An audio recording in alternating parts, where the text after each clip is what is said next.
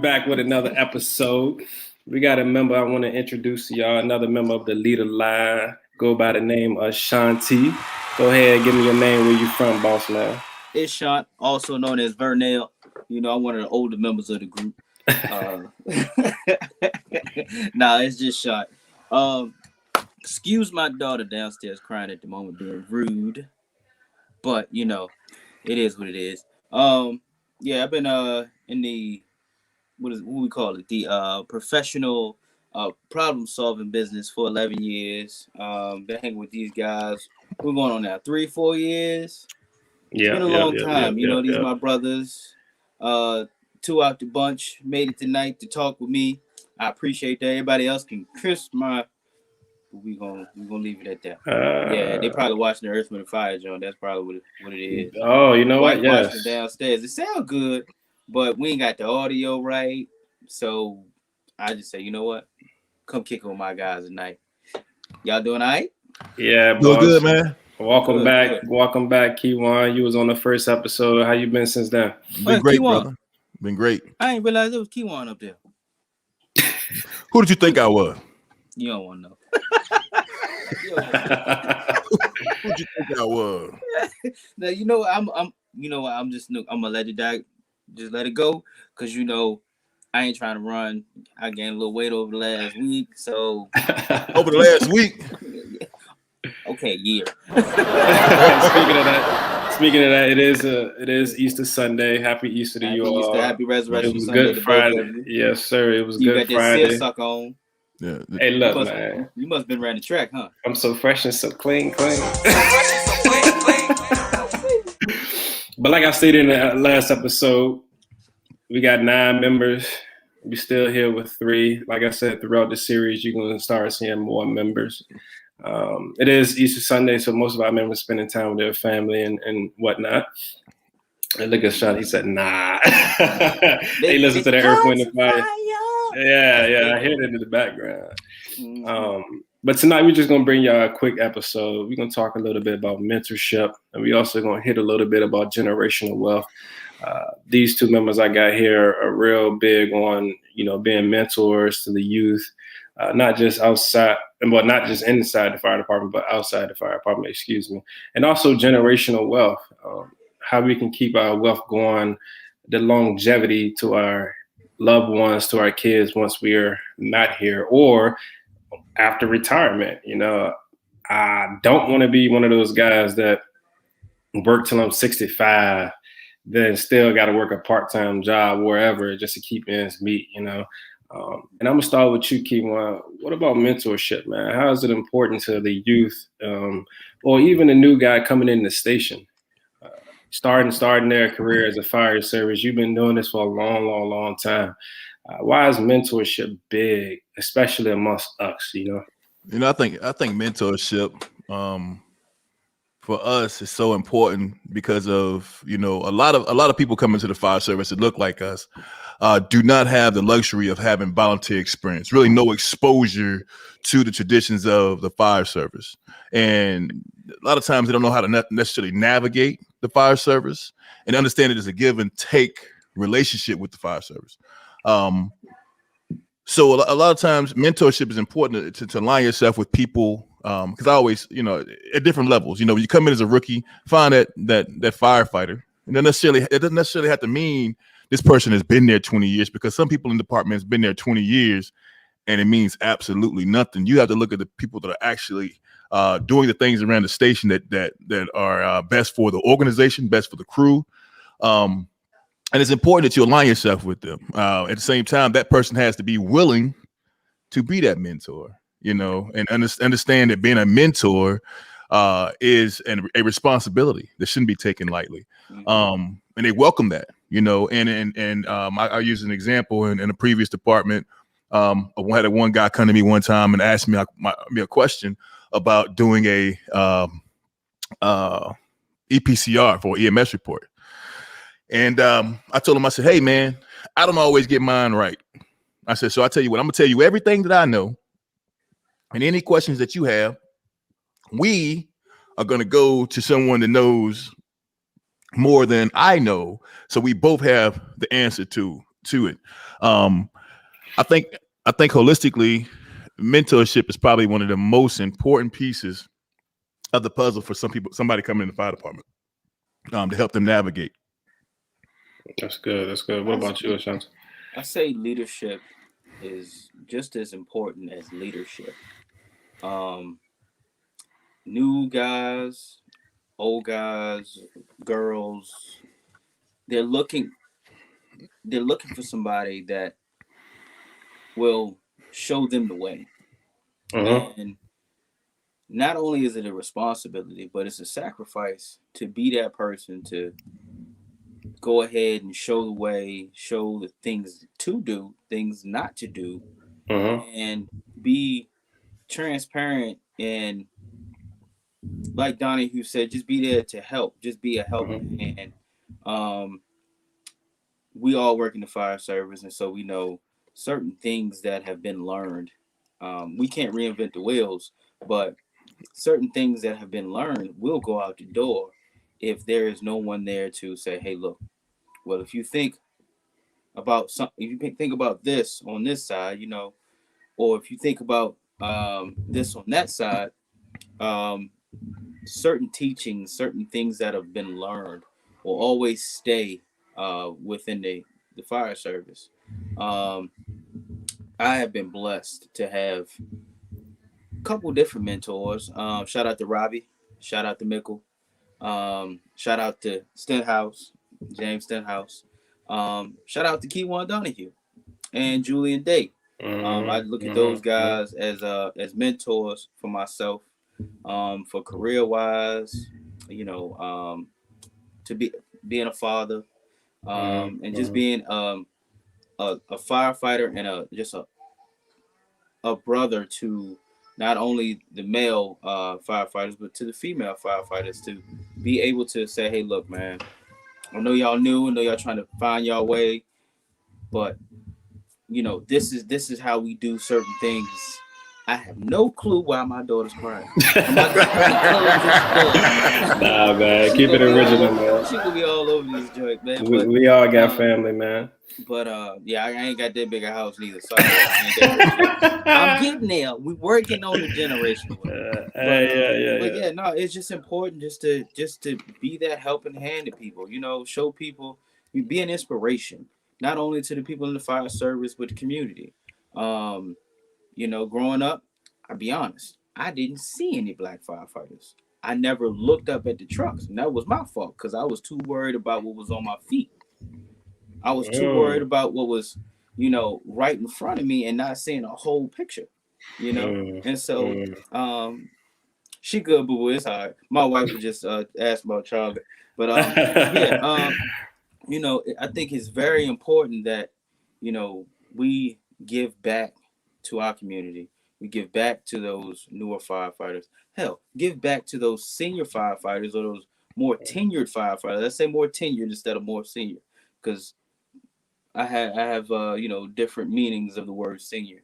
But for the people, maybe the more tenured people, they slid under the radar and didn't, want to make too many waves and didn't truly try to learn how to become a mentor, become, that better firefighter. But where I am, I'm middle of my career, and I've been told by, tenured guys that, the way I lead, the way, I do certain things, have led them to want to do better and do things a little bit differently and take the rookies by the hand and, just a bunch of different things, that mentoring has done for me. I try to, do the same for others. And the crazy part about it, and you spoke on it, you just hit on it. You don't have to be older than the person or have more experience than the person to be that person mentor. You could be a younger guy and just be, like you said, how you carry yourself, right? How you make decisions, how you can be a mentor to somebody that's been in the fire service 20, 30 years. Yeah. And that's a good explanation. I wanted to hit on that. But what are some of the characteristics that you think a mentor should have? Well, like I said, they need to, be a leader. That's one. Be a leader. Two, I would say they need to be able to sacrifice, because great leaders are able to sacrifice in time of need, or just sacrifice in general, just to say, hey, look, this is what we got to do. Let's get it done. Or they'll take the blunt of the work, and that way, the team is not hit as hard. I think that's big. Be able to sacrifice. With sacrifice, be able to just be transparent. Be transparent.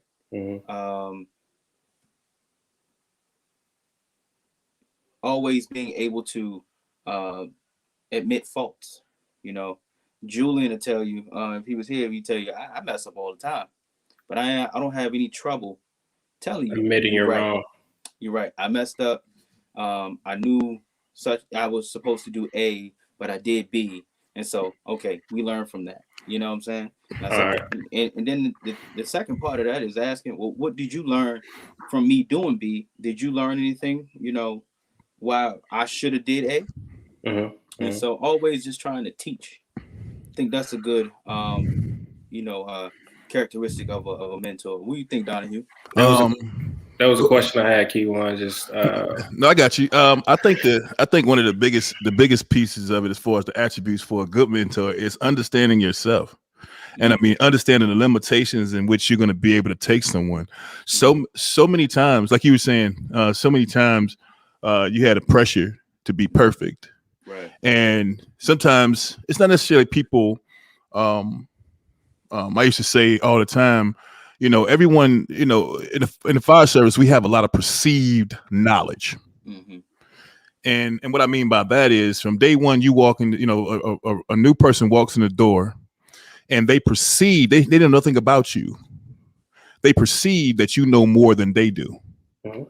And it's incumbent on you. This is the unfortunate part about it, is if you walk around the firehouse like as if you know everything, and then they're gonna believe that until reality shows them different, and that credibility that it's almost like it was almost like a secure credit card. You know what I mean? Oh man, I believed in you. Even though I had the evidence, it's actually total faith. They haven't seen it. Yeah, they haven't seen it, but they just gave you this. They gave you this advance, and you squandered it, but you didn't realize you squandered it because you were not actually conscious of yourself and understand what your limitations are. You can't teach someone how to pump a truck if you don't know how to pump a truck. You can't teach. You just can't teach people those faults will come out when you start teaching. Right. That's another thing. Everyone can't be a mentor.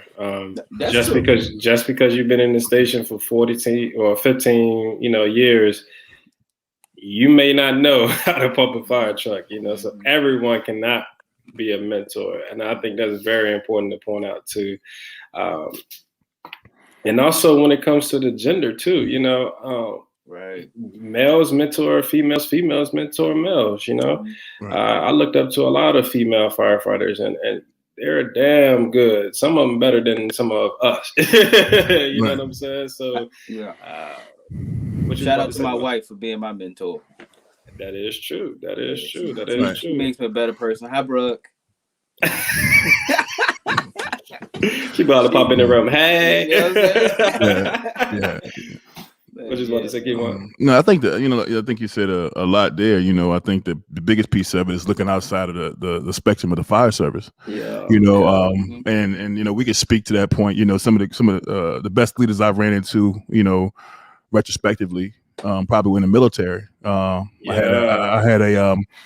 remember excuse me, not to share a war story, but I will. I remember my first leadership was a guy named Captain Garner and Sergeant Robinson. And what I learned from both of them, Captain Garner, this is a commissioned officer in the U.S. Army, and this guy treated me as a private. Like, of course, he got the respect with the rank and the person that he was, but he would talk to me and teach me things, even as a officer, which you think they're so far removed from, just a little small private that they just got in the military. And Sergeant Robinson, who made it his, which was his job to take care of soldiers. Like I think we talked about this before. He made it apparent to me that his job was to take care of me. And that's where that's my first introduction into seeing, what's important about, mentorship and leadership. And sometimes you're a mentor and don't even know you're being a mentor. True. So people are always watching you and looking at what you're doing. And so that is true. People are always watching what you're doing. Right. And I had that, being in the military too. I had that younger airman coming up and me just being me, me being myself, doing my work.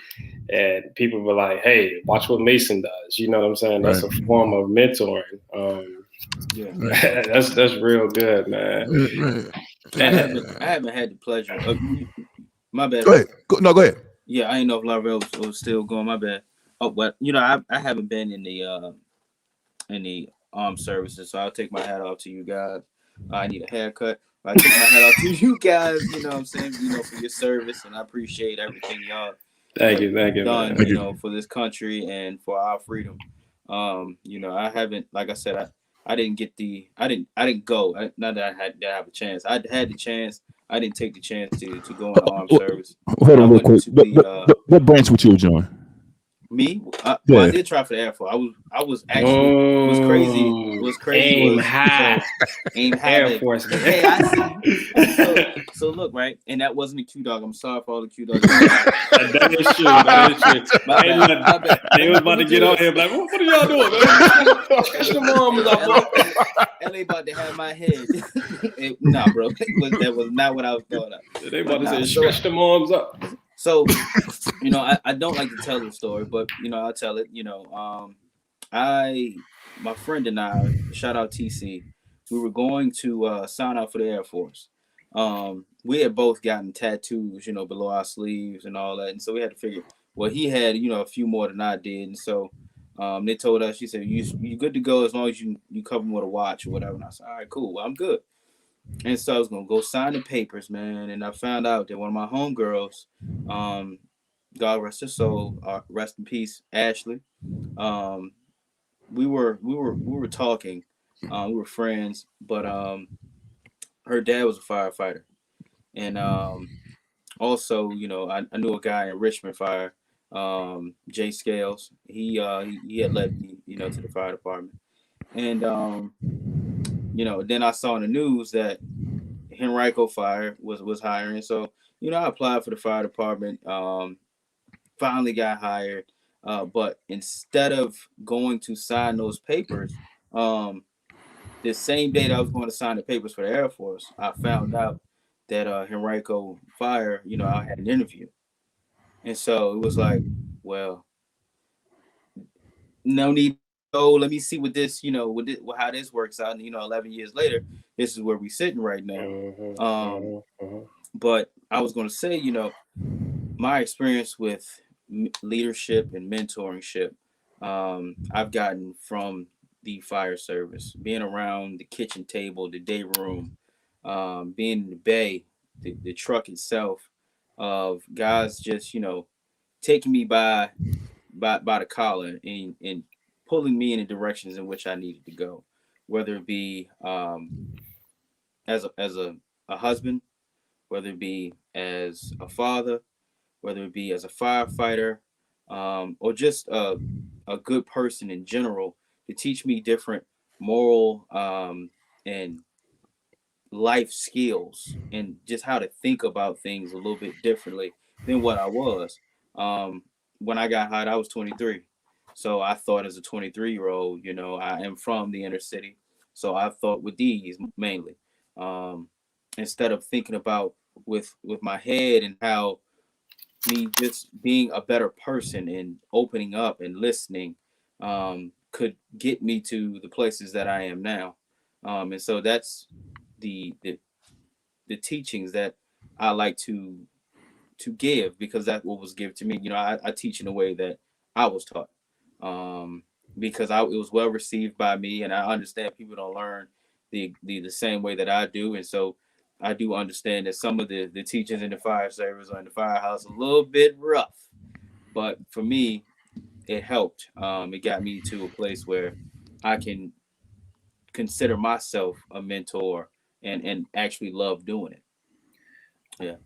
And one of the things that I wish, I've been doing this for 7 years. I said it was on the last episode. One of the things that I wish in my mentor, if I would have had one, I'm not gonna say if I would have one. I ran across some great people. Don't get me wrong, I ran across some great people. But one of the things that I wish they would have covered early on was retirement, saving up. The different like 401ks, Roth RAs. And we kind of about to transition into the wealth part of it, maintaining the general wealth. I wish the mentor would have covered that early on how to get started early and plan for your retirement. Well, I think the biggest piece of that is, like you were saying, getting like we were saying earlier, getting outside of the fire service to look for those mentors. The fire service, while it's a great place to meet a cacophony of different people with different backgrounds. He said what? I know, I was about to flip to Webster for a minute. Anyway, I like it. No, anyway, I'm gonna start using that word now. It's different. It's not canopy. No. So it's a great place it's a great place to meet people with different backgrounds, and I think the most important piece is getting outside of the fire service. Don't feel like all your resources come from in the fire service, and I think that you can. Excuse me. We can only talk the things that we understand. You know what I mean? And there is a big difference in someone that came in the fire service back doing an economic when the economy was great and firefighters were getting substantial raises. And versus now, when the strategy for retirement has to be a little bit more creative now, I believe, to get to the same level that our predecessors are at. Will we get to that point? I don't know. On just the fire service alone. That's a tough question, and I mean that doesn't necessarily affect any jurisdiction. That's across the board. The cost of living is increasing. Healthcare is increasing. Retirement pools are shrinking. So how do we want to live when we retire? I think the biggest piece of it is going and getting that financial planner and being aggressive and unapologetic about your financial future. That's the biggest thing. And if you and this, I don't know whether or not you all ran into this in your career, but a lot of times if you have $1 million idea, not $1 million idea, but $1 million vision in the fire service, sometimes it's shunned. People think it's wrong to think big or things outside the fire service. We're judgmental in the fire service. Yeah, you're right. But I've met some people within the fire service that think big and go big. That the fire service, they're using that job just for your health benefits. They got a second part-time job where they're making way more. Right. I'm like, man, how do I get on your level? And that's what I mean, that having that generational wealth, those guys, they don't have to rely on what we do running in the burning buildings, and we don't get rich from it. I heard Ashanti stated that before. We don't get rich for what we do. You really got to love the job to put in the work to do what we do. But with that being said, how do we go about knowing that when I retire, I won't be living at paycheck to paycheck? Like some of the retirees that we see nowadays. And I get what you're saying. Everything is going up. Right. But having that resource, having that mentor to be like, hey, you know, within your 401k, you might want to dump this each check. You know, within that Roth IRA, you want to put this amount of money each check.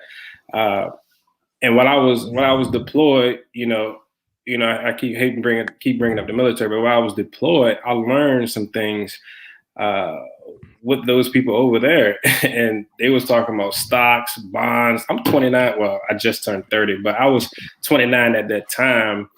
Didn't know much about stocks, didn't know much about bonds and annuities and mutual funds and things like that, that I wish I would have learned earlier. Well, and I go with that, and I guess this goes back to financial literacy. This will probably be a whole nother show, but we talk about financial literacy, and I could tell you that growing up, I was very financially illiterate. And the reason I say that is because growing up, like you said, in the city, that you would hear the adage, I can't afford it, I ain't gonna worry about that bill. So you're not harping on bills. Your family was renting.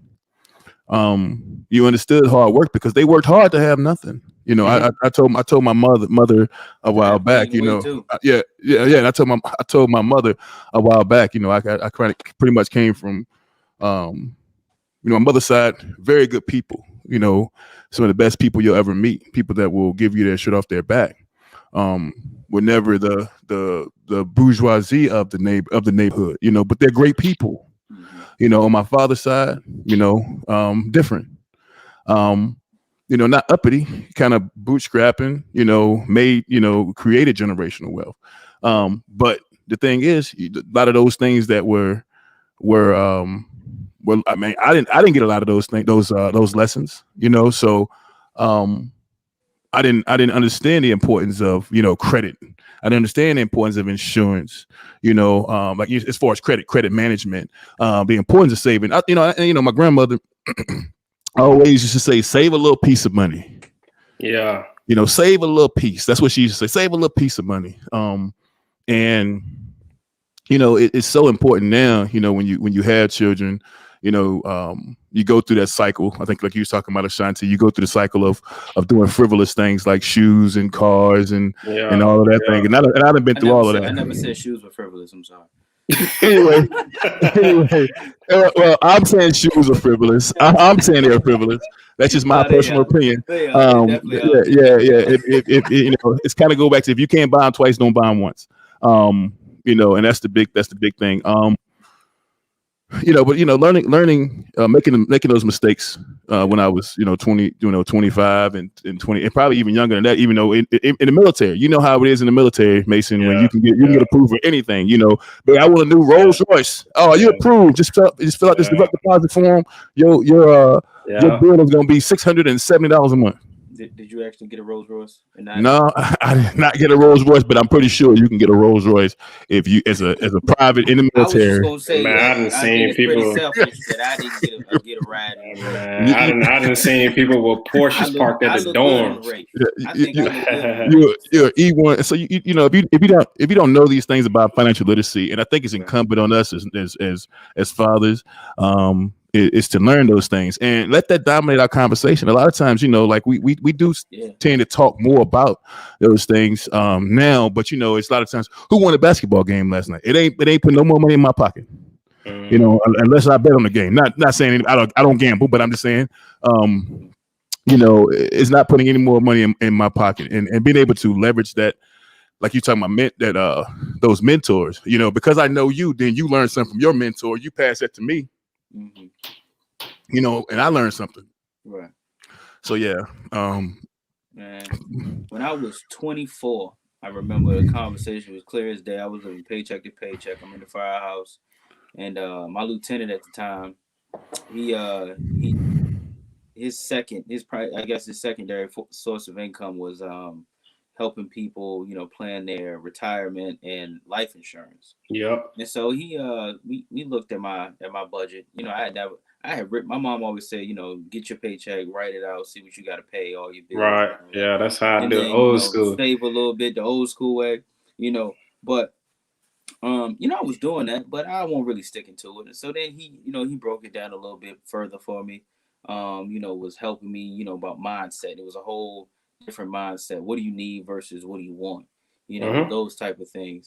And so, I left that conversation. I listened up until the point where I went home because I did none of what he said to do. And so, I remember 2013 August, when I got back with my wife, I was in a different mindset as just a person. So when I got with her, her mom, her significant other, her life partner, is a financial planner, is a person who dabbles in budgets. He can create a budget, from ground up. And so learning from him, has done wonders for my life. My wife and I bought a house 2 years ago. We were able to, afford all of our bills and then some. And the thing that I noticed more was that he looked like me. And, I really don't like to go too much into, black and white, because I feel like, if we continue to go there, we're going to stay there. But, he looked like me, and he was able to, he was from where I was from. He's from Church Hill. I'm from the West End. Shout out to everybody over there, John B. Carey Elementary. So, he was able to put it in a way, I wanted things to happen, but my goals weren't realistic. So to listen to him and sit around with him, I heard some of the same talks, some of the same messages in the firehouse, around the table, kitchen table, coffee table. It turned into a bunch of different tables. That's probably the best place where I have learned in my entire life. Class, high school, whatever. It ain't got nothing on the coffee table. And so, just hearing the different stories of how, you can save money, health insurance, life insurance, stocks, bonds, own your own grass cutting business, construction companies. There's a bunch of different ways that you can make money, a secondary income, or even to make generational wealth, as we're talking tonight. But in order to do that, you have to start planning. You have to start budgeting, planning. What is it going to cost? What is it going to take to do certain things? Nothing just comes out of thin air and says, "Oh, boom!" Unless you hit the lottery, you know what I mean? And then that'll change everything. You can do that. You can pick the winning numbers. Slide me a couple of dollars. I'd love it, to not live in the neighborhood. I'm in an old nice neighborhood, but I want to be in a very nice neighborhood too. You know what I'm saying? But yeah, I mean, it's you got to plan, but with planning, you got to learn how to listen. And like I said before, he looked like me, and I listened. And before, he didn't look like me, so I listened up until a point and stopped. And so what I did was I stifled my own blessing. And I feel a lot of us, not to get too black and white, but we got to learn how to listen to those who are already been put into the places. If you can feel somebody being genuine, go ahead and let them be genuine, and get a message or two from them. That way, you never know if it's going to help you, if it's going to hinder you. But hopefully, if it's a genuine person, they won't hinder you. Right. Yeah. I definitely agree with that. My pops told me one time, he said, to kind of put it in some crude terms, he said, a broke some bitch can't tell you how to get rich. And I guess what he meant. Go ahead, Laura. That's what he said. He said a broke son. I'll be right back. Let me get this. He said a broke son bitch can't tell you how to get rich. They can't do nothing but waste your time. And for the longest time I didn't understand what he meant. And he came to me one day and told me, people that are around you that are negative thinking, get rid of them. Didn't understand what it meant. Had no idea what that meant. And I kind of watched how he moved, and very, very low tolerance level for BS. And you're like, man, this dude just mean. Now, I don't think he was necessarily mean. He was just a mindset that I don't have enough time to really waste here with you receiving your energy if it's not gonna give me a return. And that's what I found. That's what I found from him. But yeah, it's so important that we, like Ashanti said, look past white and black, and to be able to bridge that gap. First of all, internally, first we have to within our community. I truly believe, and I wish Stokes was on tonight to speak to this. I understand the wealth gap, but I think we need to start looking internally at ourselves and looking at what we value. Shoes and a bunch of and I pick on shoes. Don't get me wrong. I'm not knocking anybody who wears whatever type of shoes. I was about to say, don't pick on shoes. I love my damn Yeezys, but don't pick on shoes. but if you can afford to buy Yeezys, buy Yeezys. But at the same time, But I'm talking about prioritize, man. Yeah, it's prioritize and understand that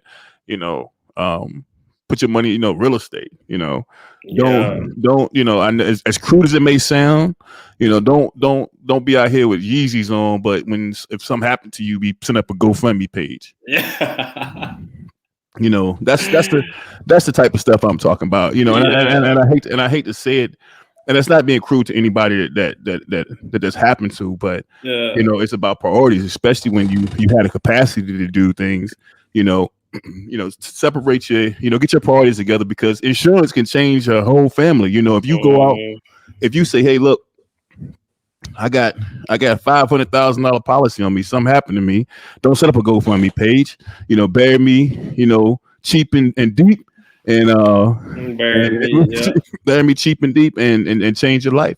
Yeah. But I think that we have to internally. We have to. While we up against the wealth gap, we have to work internally within our communities to bridge that with education. Information is out there. How do we bridge that? And once again, I know it's still disparities out there, but what are we actively doing to change that collectively? That's good, man. You want to hit on anything else, Sean? No, man. Not really. I missed a little bit of what Donahue said, but I'm sure he ended with education, man. That's the biggest thing. Yeah. Education, and that's another episode that we're gonna hit on is education. Let's hit that education versus experience in the fire service. I think that's a good topic, because it's been a point of contention with the fire service changing with the FESHI model and things of that nature. I like that topic. I really do, man. It's definitely. I'm sure it's been a coffee. Make sure you write that topic down, because later on I'm like, Donna, what topic you talking about? Make sure you write that topic down. But yeah, those are a few of the topics that we're gonna hit on, and doing something new too, man. We're gonna post questions on our IG, on our Facebook. We're going to post discussion questions, man. And I want y'all, now you see the link at the bottom at LeaderLine Podcast. And I want y'all to comment and also ask questions that you want us to answer on here. We trying to stay relevant, and we want y'all to tune in to us. So only better way of tuning in is listening to what you want to hear. I got to roll. And that's it, man.